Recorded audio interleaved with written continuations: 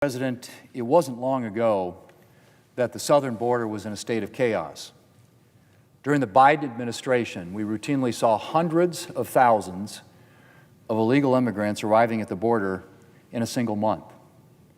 It was a situation that the Democrat senator from Pennsylvania likened to the population of the city of Pittsburgh showing up at the border. And that's to say nothing of the 1.9 million known gotaways who slipped into the country during the Biden years, or the suspected terrorists, gang members, and other criminals who were among those coming across our open border.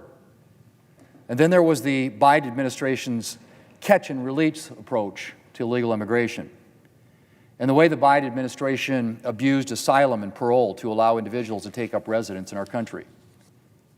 Mr. President, it's hard to believe that the Biden administration and Democrats allowed their border crisis to rage quite literally for years. But they did. Even the New York Times now admits that President Biden chose not to secure the border when given the chance.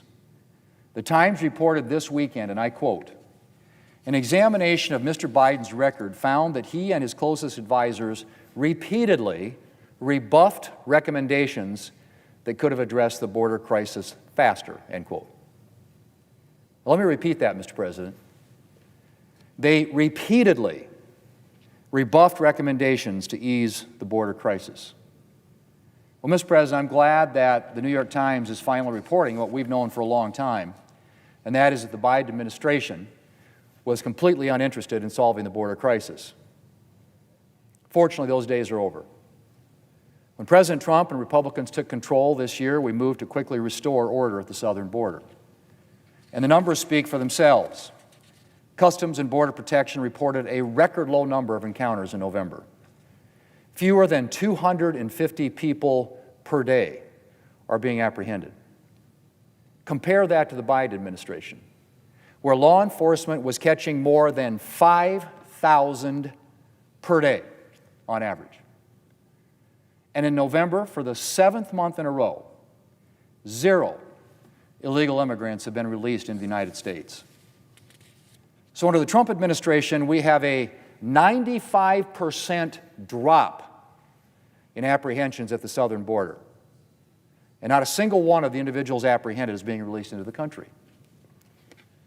Mr. President, this is remarkable progress. This is what the American people expect when it comes to securing our borders. And Republicans are doing everything we can to ensure that this will be the new standard for border security for a long time to come. Our One Big Beautiful Bill, which we passed in July, makes a generational investment in the resources that law enforcement needs to secure the border and deter illegal immigration. We funded completion of the border wall, new technology and equipment for law enforcement, additional Border Patrol agents, expanded detention capacity, and expanded partnerships with local law enforcement to enforce immigration law. Mr. President, these investments are beginning to be implemented across the immigration system. Hiring efforts are underway to bring on additional agents. More than 1,000 state and local law enforcement agencies have partnered with the federal government to enforce immigration laws through the 287G program. And the Department of Homeland Security is awarding contracts for new technologies in wall construction at the southern border, investments that will improve law enforcement's ability to apprehend the illegal immigrants and smugglers who attempt to cross our southern border.